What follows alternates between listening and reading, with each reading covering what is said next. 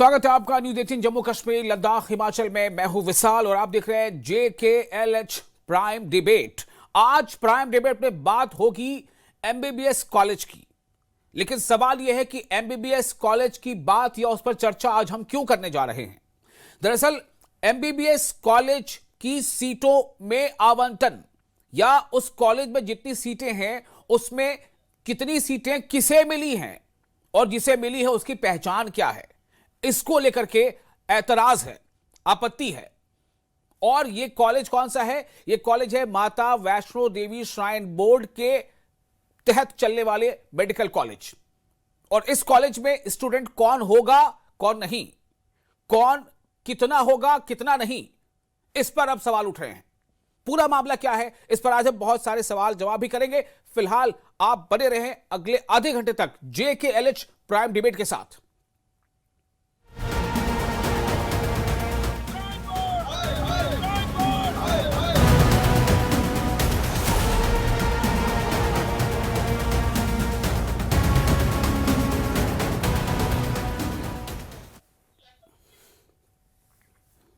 तो जम्मू में राष्ट्रीय बजरंग दल ने श्री माता वैष्णो देवी श्राइन बोर्ड के खिलाफ जोरदार प्रदर्शन किया। आप तो चौंक रहे होंगे कि प्रदर्शन वो भी श्री माता वैष्णो देवी श्राइन बोर्ड के खिलाफ, और प्रदर्शन करने वाले राष्ट्रीय बजरंग दल के लोग। क्यों? वजह है, बताता हूं। जम्मू में राष्ट्रीय बजरंग दल ने श्री माता वैष्णो देवी श्राइन बोर्ड के खिलाफ जोरदार प्रदर्शन किया है। यह प्रदर्शन श्री माता वैष्णो देवी मेडिकल कॉलेज की 50 सीटों के लिए आरक्षण आवंटन के खिलाफ किया गया है। मतलब क्या है मामला? यह है कि यहां कुल 50 सीटें हैं और इन 50 में से 42 सीटें ऐसी हैं जिनमें पढ़ने वाले छात्र, उनकी पहचान यह है कि वो मुसलमान हैं। 7 सीटें ऐसी हैं जिनकी पहचान यह है कि वो हिंदू हैं, और 1 सीट सिख स्टूडेंट्स के लिए रिजर्व की गई है। यानी कि ये जो आवंटन है रिजर्व कैटेगरी की। अब आइए, प्रदेश अध्यक्ष राकेश बजरंगी, जो राष्ट्रीय बजरंग दल के प्रदेश अध्यक्ष हैं, उन्होंने श्राइन बोर्ड के इस फैसले को बेहद ही दुर्भाग्यपूर्ण करार दिया है। उन्होंने कहा है कि माता वैष्णो देवी श्राइन बोर्ड पूरी तरह हिंदू समाज की आस्था से जुड़ा हुआ है। इसका सारा धन हिंदू भक्तों के चढ़ावे से आता है, इसलिए यह धन हिंदू समाज के उत्थान और प्रगति पर खर्च होना चाहिए। उन्होंने श्राइन बोर्ड के चेयरमैन उपराज्यपाल मनोज सिन्हा और CEO से मांग की है कि श्री माता वैष्णो देवी मेडिकल कॉलेज और श्री माता वैष्णो देवी यूनिवर्सिटी में हिंदू छात्र छात्राओं के लिए 80 से 90% सीटें आरक्षित की जाएं। यह मांग है कि 80 से 90% सीटें आरक्षित की जाएं, जैसे कि अन्य धार्मिक संस्थानों में संबंधित समुदायों को आरक्षण दिया जाता है। उन्होंने अलीगढ़ मुस्लिम यूनिवर्सिटी में मुस्लिम स्टूडेंट्स के लिए और गुरु नानक यूनिवर्सिटी में सिख स्टूडेंट्स के लिए सीटों के आरक्षण का हवाला भी दिया है। तो इस पर हम चर्चा करते हैं कि इनकी बातें कितनी तर्कसंगत हैं और क्या शिक्षा के लिए, खासतौर से जम्मू में मेडिकल कॉलेज की शिक्षा के लिए ये जो सुझाव है, ये जो बातें हैं, क्या ये जरूरी हैं, ये उचित है? इस पर आज हम बातचीत करेंगे। और ये भी कि मेडिकल कॉलेज की जो सीटें हैं उनमें से, चूंकि हम जानते हैं कि उसके क्राइटेरिया, मेडिकल का छात्र वही होता है जो एक सर्टेन परीक्षा पास करता है। जैसे हम जानते हैं नीट एक परीक्षा होती है, बगैर उसको पास किए आप मेडिकल किसी कॉलेज में स्टूडेंट नहीं बन सकते हिंदुस्तान में।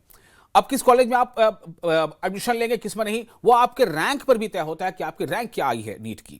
रैंक के अलावा, रैंक के साथ साथ आपको क्या क्या, कहाँ कहाँ ऑप्शंस मिल सकते हैं, कहाँ कहाँ आप जाना चाहते हैं, कहाँ नहीं जाना चाहते, कहाँ खर्चा कितना है, कहाँ कौन सा गवर्नमेंट है पूरी तरह से, कौन सेमी गवर्नमेंट, बहुत तरह के उसमें क्राइटेरिया है। बहरहाल आज हम चर्चा करेंगे इस पर। राकेश बजरंगी हमारे साथ मौजूद हैं, लीडर है राष्ट्रीय बजरंग दल के। रफीक राथर साहब हमारे साथ मौजूद हैं, सीनियर लीडर है PDP के। एडवोकेट मुजफ्फर इकबाल खान मौजूद हैं, इंडिपेंडेंट MLA हैं। और अमित शर्मा BJP लीडर हैं। सबसे पहले इस विषय को उनकी ही जुबानी में समझने के लिए जिन्होंने इसको लेकर के प्रोटेस्ट किया है, यानी कि राकेश बजरंगी हमारे साथ मौजूद है। पहले उनके पास ही चलते हैं। राकेश जी, ये विषय क्या है? आप सड़कों पर आए और आपने विरोध प्रदर्शन किया, क्यों किया? मैं चाहता हूं कि अपने हमारे दर्शकों की बात पता चले कि आपने क्यों प्रदर्शन किया, आप क्या चाहते हैं।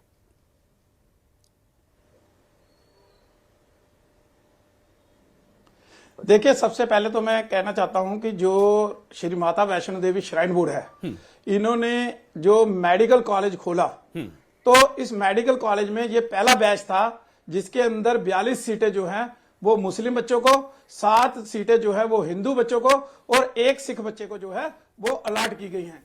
और हमारा विरोध ये है कि ये जो संस्थान है ये शुद्ध रूप से हिंदू है, हिंदुओं का है, और इसके अंदर जितनी पैसा है वो सब हिंदुओं का है। श्री माता वैष्णो देवी श्राइन बोर्ड के अंदर जब लोग दर्शन करने महामाता के जाते हैं तो करोड़ों की संख्या में लोग जाते हैं। एक साल में 1.25 करोड़ के करीब लोग जो हैं वो दर्शन करते हैं और वो वहां पर चढ़ावा चढ़ाते हैं। वो चढ़ावा चढ़ाते हैं इसलिए कि ये पैसा जो है वो हिंदू समाज के उत्थान के लिए, हिंदू धर्म की प्रगति के लिए, हिंदू बच्चों को पढ़ाने के लिए उनके ऊपर इस्तेमाल किया जाए। लेकिन ये तो उलट हो गया कि 42 बच्चे जो हैं वो मुस्लिम बच्चे यहां पर एडमिशन ले गए। अब 5 साल तक हमारा पैसा जो है इन बच्चों के ऊपर खर्च किया जाएगा। और उससे पहले जो हमारी यूनिवर्सिटी थी श्री माता वैष्णो देवी यूनिवर्सिटी, उसके अंदर भी कोई भी वहां पर आरक्षण जो है वो हिंदू बच्चों को नहीं था। हमने ये मांग की कि ये जो संस्थान है, ये जितना भी चाहे यूनिवर्सिटी है चाहे ये मेडिकल कॉलेज है, क्या जब ये खोले गए तो इन्होंने वहां अल्पसंख्यक संस्थान इसको डिक्लेयर क्यों नहीं किया? क्यों इन्होंने अल्पसंख्यक संस्थान जो है डिक्लेयर किया नहीं किया और वहां पर हिंदू के लिए आरक्षण जो है वो फिक्स किया? हम तो मांग कर रहे हैं कि 80 से 90% जो है वो आरक्षण हिंदुओं को होना चाहिए, क्योंकि सारा पैसा मुझे राकेश बजरंगी जी, मैं आपसे एक सवाल करना चाहूंगा यहाँ पर। मैं आपसे एक सवाल करना चाहूंगा। मैं आपसे राकेश बजरंगी जी थोड़ा रुक जाइए। मेरा सवाल ये है कि आपको पता है कि ये चीजें कहां पर तय हुई हैं? क्या जो बच्चे अभी पढ़ रहे हैं क्या उन्होंने ये तय किया है? अगर उन्होंने तय नहीं किया है तो जिसने भी तय किया है क्या उनसे मुलाकात की जा सकती थी? उनके पास एक डेलीगेशन जाता, उनको अपनी मांग रखता? क्या यह बेहतर तरीका था या सड़क पे आके प्रोटेस्ट करना? मुझे आप बता दीजिए।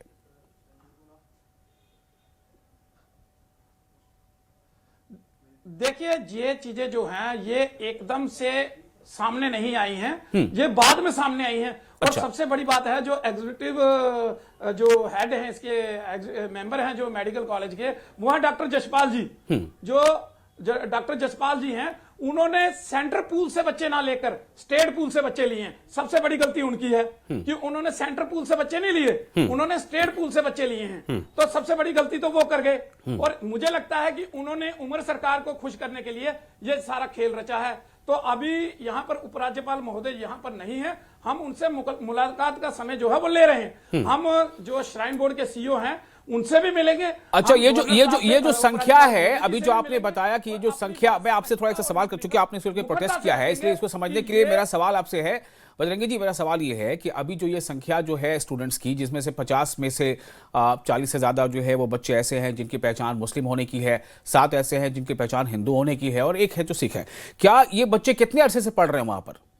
कितना समय हुआ इनको पढ़ते हुए?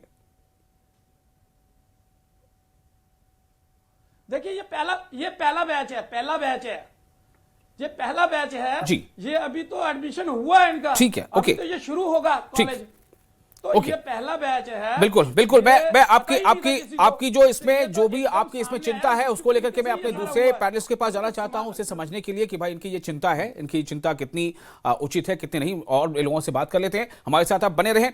राकेश जी हमारे साथ रफीक राथर है, सीनियर लीडर है पीडीपी, और मुजफ्फर इकबाल खान साहब भी इंडिपेंडेंट एमएलए है, और अमित शर्मा जी भी। अमित शर्मा जी, मैं जरा आपसे ही इसको समझना चाहता हूं।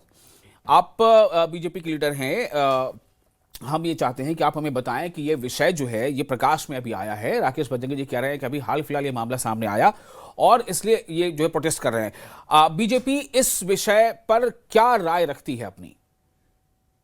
देखिए, नमस्कार भाई साहब, पहले तो आपका धन्यवाद जी। देखिए, बीजेपी की राय भी यही है जो राकेश जी की राय है, और मैं इनकी राय से बिल्कुल सहमत हूँ। ठीक है, क्योंकि कटरा श्राइन बोर्ड माता वैष्णो देवी मेडिकल कॉलेज जो है वो जितने भी श्रद्धालु माता वैष्णो देवी जी के दर्शन करने आते हैं, ठीक है, वहां पर डोनेशन देते हैं ताकि वो माता वैष्णो श्राइन बोर्ड की डेवलपमेंट हो और वहां के आसपास के इलाके की डेवलपमेंट हो। और इसी पैसे से माता वैष्णो देवी यूनिवर्सिटी बनी है, इसी पैसे से नारायण हॉस्पिटल बना है, और इसी पैसे से मेडिकल कॉलेज बना है। अगर हिंदू बढ़ चढ़कर डोनेट कर रहे हैं ताकि हिंदू कम्युनिटी तो जम्मू और कश्मीर में माइनॉरिटी में है, तो अगर उसकी डोनेशन कर रहे हैं तो डेवलपमेंट जो है हिंदू बच्चों की भी होनी चाहिए, वहां पर जो है कोटा होना चाहिए। तो मुझे ये बताइए, ये समस्या तो समझ में आ गई, मुझे ये बताइए ये समस्या पैदा क्यों हुई, कौन इसके लिए जिम्मेदार है? अमित जी,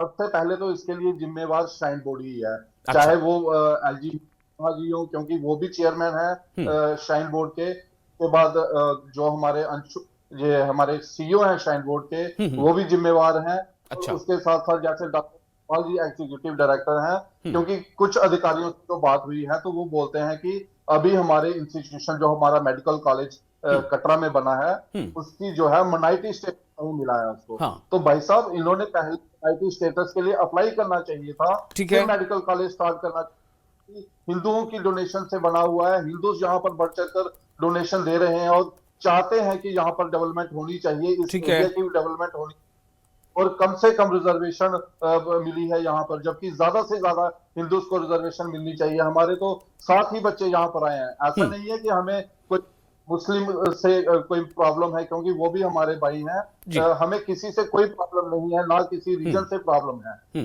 जिस एरिया नहीं, डॉक्टर कोई भी हो, अगर वो अपने अपने क्षेत्र का माहिर है तो उससे हम इलाज करा सकते हैं, चाहे उसकी पहचान कुछ भी हो। लेकिन पढ़ने लिखने, जब डॉक्टर बनने की बात है तो वहां पर हमें समस्या थोड़ी आ सकती है कि भाई आप क्यों पढ़ रहे हो, हम क्यों नहीं पढ़ेंगे।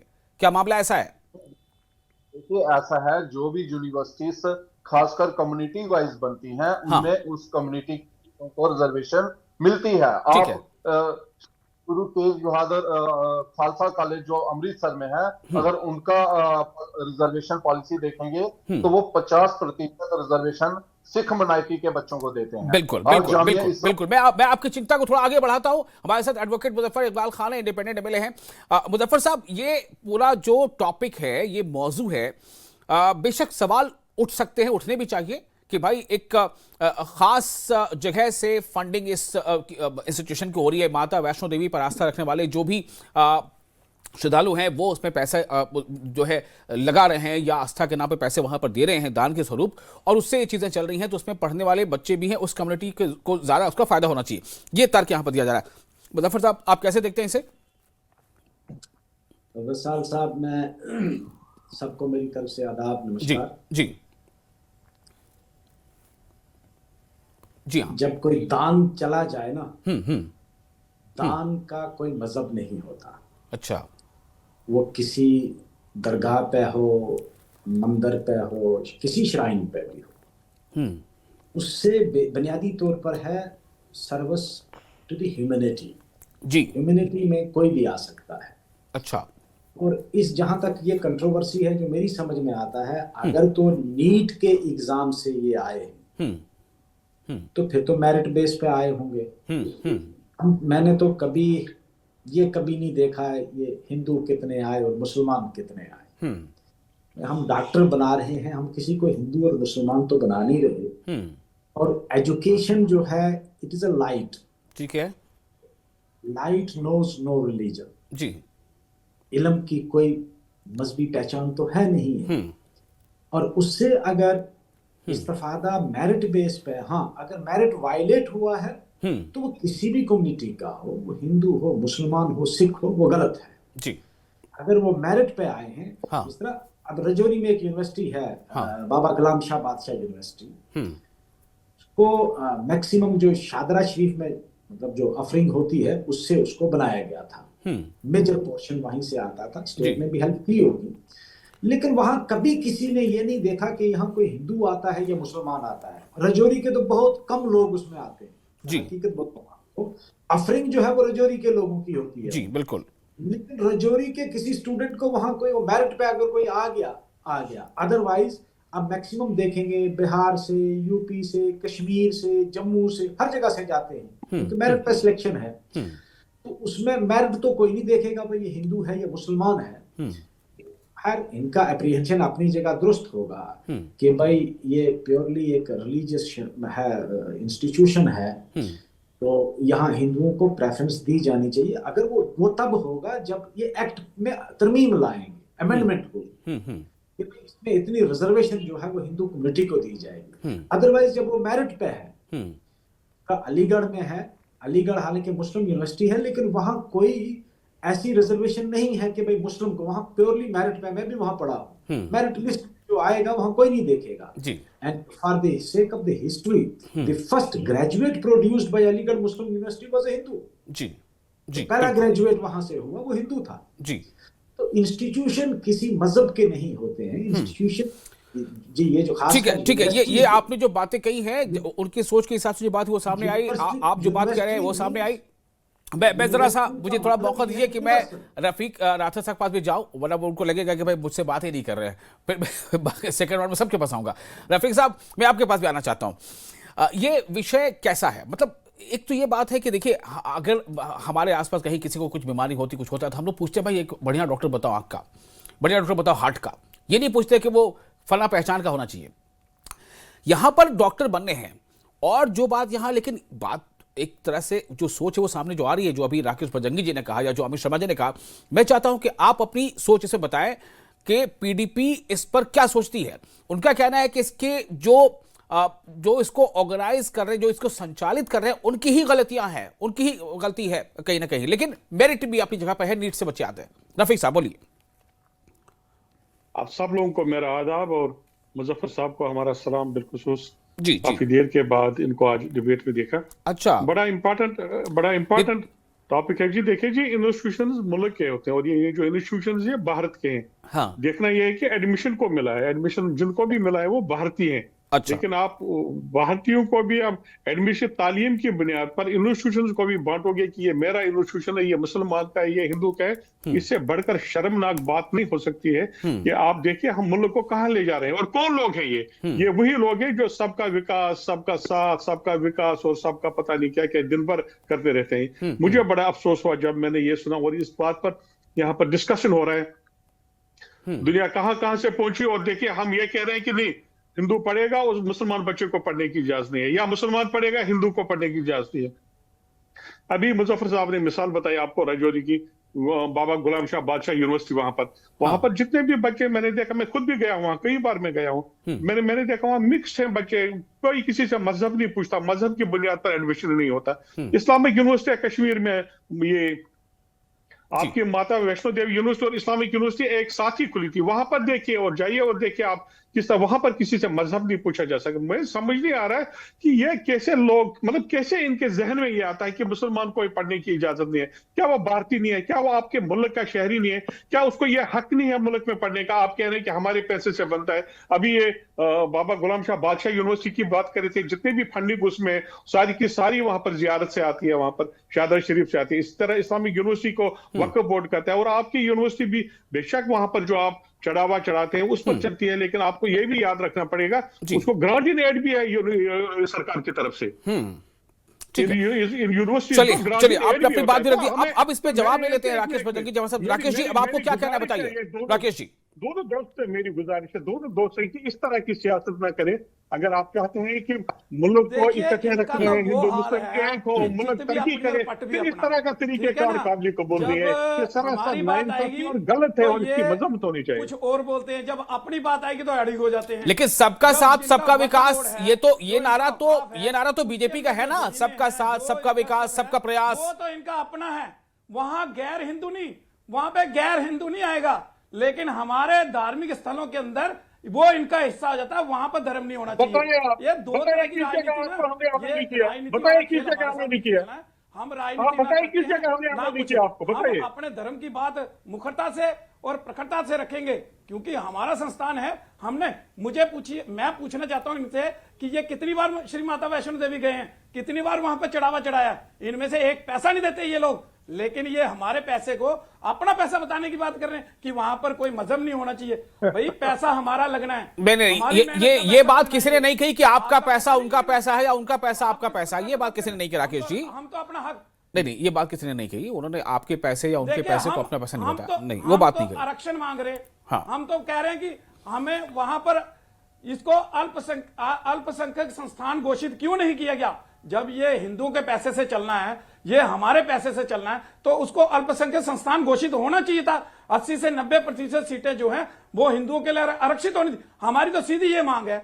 हमने तो और किसी से कुछ बोलते नहीं, ना हमें किसी से कोई झगड़ा है ना कुछ है, लेकिन हम अपने बच्चों के लिए जो है वो मांग रहे हैं। हमारा पैसा है, हम अपने बच्चों का हक मांग रहे हैं, तो हमें आरक्षण चाहिए। 80 से 90% आरक्षण, चाहे वो श्राइन बोर्ड हो, श्राइन बोर्ड के अंदर मेडिकल कॉलेज हो, चाहे वो अपने यूनिवर्सिटी हो, श्री माता वैष्णो देवी। ठीक है रफीक साहब, दोनों के अंदर रफीक साहब, अगर ये आरक्षण की मांग करते हैं तो उस पर क्या कहना है आपका? वो आरक्षण अपने बच्चों के लिए चाहिए। देखिए मुझे देखिए यूनिवर्सिटी ये चलाते हैं, माता वैष्णो देवी के बोर्ड के जो चेयरमैन है वो गवर्नर साहब खुद है। इनकी अपनी यूनिवर्सिटी है, इनका अपना बोर्ड है। अगर कल को ये बिल्कुल रिजर्व करते हैं अपने लिए तो मुझे तो उसमें कोई एतराज ही नहीं है। मेरा सवाल सिर्फ ये है ये कि अगर आपके वहां पर यूनिवर्सिटी है, यूनिवर्सिटी में मुस्लिम बच्चे डिफरेंट डिपार्टमेंट्स में, इंजीनियरिंग कॉलेज में आपका हॉस्पिटल है, वहां पर मुसलमान भी जाते हैं इलाज के लिए, हो सकता है वहां पर मुस्लिम डॉक्टर भी हो।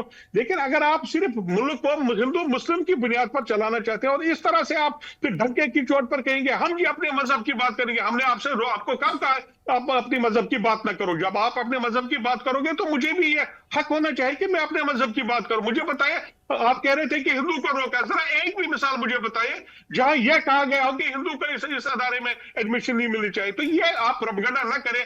अगर आपको सियासत में आना है तो डायरेक्ट सियासत में आए, लेकिन क्रिमिनलिज्म ना करें, हिंदू और मुस्लिम को आपस में टकराए नहीं। तो हम समझते हैं कि आपकी मंशा क्या है इसके पीछे, सबके पीछे बिलाकर फिर ये होता है आपका पॉलिटिक्स में आना, असेंबली मेंबर बन गया, मिनिस्टर बन गए, आपकी बुनियाद आप इसी हिंदू मुस्लिम से बनाते। तो मेहरबानी करें, लोग आप बड़े होशियार हो गए, पढ़े लिखे लोग हैं, अब आप इन स्लोगन्स में लोग आने वाले नहीं है और इन पंगों में भी लोग नहीं आने वाले हैं। जहां पर मेरिट होगा मेरिट बोलेगा, चाहे वो हिंदू का मेरिट हो चाहे वो मुसलमान का मेरिट हो। तो आप कौन होते हैं मेरिट को खत्म करने वाले, या मेरिट की बुनियाद पर आप अमित शर्मा जी कानून मेरिट नहीं को मानता है। हमें प्रेफरेंस देनी चाहिए या किसी की पहचान को? अमित शर्मा जी।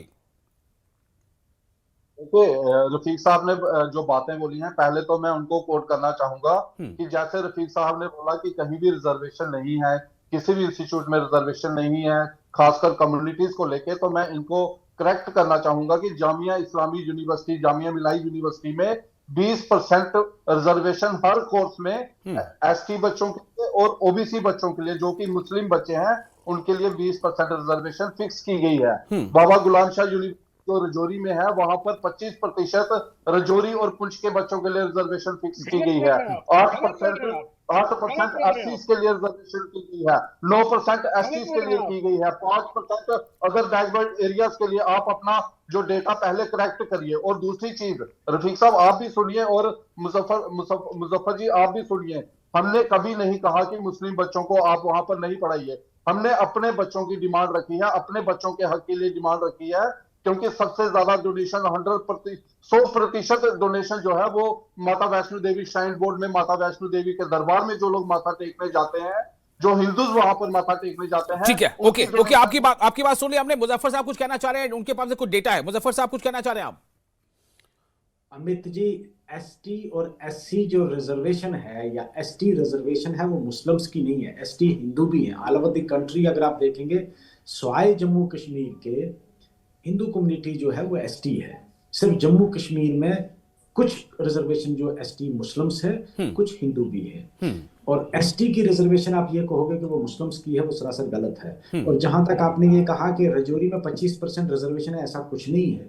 रजौरी जो यूनिवर्सिटी है, बाबा गुलाम शाह बादशाह यूनिवर्सिटी, उसमें कोई 25% लोकल्स के लिए नहीं है रिजर्वेशन। वहां प्योरली मेरिट बेस पे आता है, रिटर्न होता है, जो रिटर्न क्वालिफाई करता है। आज मेजॉरिटी जो है they are from Kashmir, from UP and from Bihar. Majority students जो वहाँ है, मतलब 80% से ऊपर स्टूडेंट्स जो है वहाँ के। हमारा रजौरी और पुंछ का बच्चा अगर कोई मेरिट में आएगा तो आएगा, बहुत कम है। मेरिट में भी जो आता है उसको कभी कहीं कोई कॉलेज मिलता है, कोई किसी को दूसरी जगह मिलता है। रजौरी में बहुत कम लोगों को मिलता है। और खासकर जो इंजीनियरिंग है वहाँ, उसमें तो हमारे बच्चे बहुत ही कम है, सब बाहर के। हालांकि हमें भी कभी कभी ये लोग पूछते हैं कि यूनिवर्सिटी जो है यहाँ की ठीक है से चलती है, लेकिन हमें लोगों को, हमारे लोगों को यहाँ नहीं। मुजफ्फर साहब ठीक है, मैं वो बात समझ गया, लोग भी समझ रहे। मैं सिर्फ ये जानना चाहता हूं कि अगर इनका ये कंसर्न है कि जम्मू कश्मीर में चूंकि ये कॉलेज है और रिलीजियस फंड से ये कॉलेज गवर्न हो रहा है मोस्टली, तो इसको माइनॉरिटी कैरेक्टर मिलना चाहिए। क्या अगर माइनॉरिटी कैरेक्टर मिल सकता है जम्मू कश्मीर में? ये एक अलग बहस है। अगर वो माइनॉरिटी कैरेक्टर उसको मिल जाता है, Hindu minority culture in Jammu Kashmir, क्या ये पॉसिबिलिटी है? अगर ऐसा होगा तभी इनको ये रिजर्वेशन का हक होगा, वरना तो मेरिट की बुनियाद पर बच्चे आएंगे। मुजफ्फर साहब भी देखो, माइनॉरिटी कैरेक्टर मिलने से भी मेरिट को ओवरलुक नहीं किया जा सकता, नहीं किया जा सकता जी। मेरिट फिर भी बनेगा। हाँ। और माइनॉरिटी कैरेक्टर हाँ हो सकता है, लेकिन वो that will not withstand, because अब 370 तो है नहीं है कि आपको कॉन्स्टिट्यूशनल प्रोटेक्शन मिलेगी जम्मू कश्मीर के लिए, या 35A के डोमिसाइल्स को यहाँ के लोगों को जिस तरह पहले होता था कि प्रोटेक्शन, हाँ नहीं, वो अब है नहीं।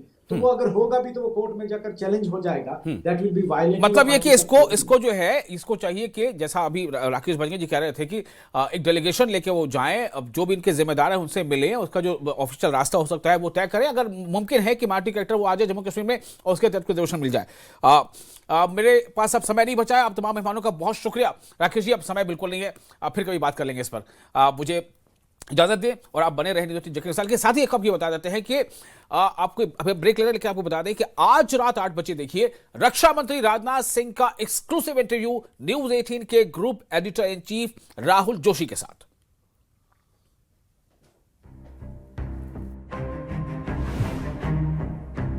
कितनी सीटें देते हैं आप अपने एनडीए को? मेरा स्पष्ट मत है सरकार तो बनेगी, 2/3 की मेजॉरिटी भी एनडीए को हासिल हो सकती है। देखिए, मैं मानता हूं कि वो फैक्टर इनसिग्निफिकेंट है। अच्छा, इनसिग्निफिकेंट फैक्टर, उस पर तो विचार करना ही नहीं चाहिए। चाइना के डिफेंस मिनिस्टर से भी हमारी बातचीत हुई है। एलएसी के ऊपर मिलिट्री टू मिलिट्री भी लगातार यह बातचीत चलती रहे ताकि किसी भी प्रकार की तनावपूर्ण स्थिति लाइन ऑफ एक्चुअल कंट्रोल पर पैदा न होने पाए। प्रेजेंटेशन देकर लोगों को गुमराह करने की कोशिश करते हैं। भाई, तथ्य लेकर जाइए ना इलेक्शन कमीशन के सामने, इलेक्शन कमीशन उसकी जांच करेगा। न करे तो बात समझ में आती है। चुनाव करीब 1.5 साल में उत्तर प्रदेश में भी आ जाएगा। बिल्कुल, सरकार बनाएंगे। अच्छा, तीसरी सवाल आपने जवाब पहले ही दे दिया।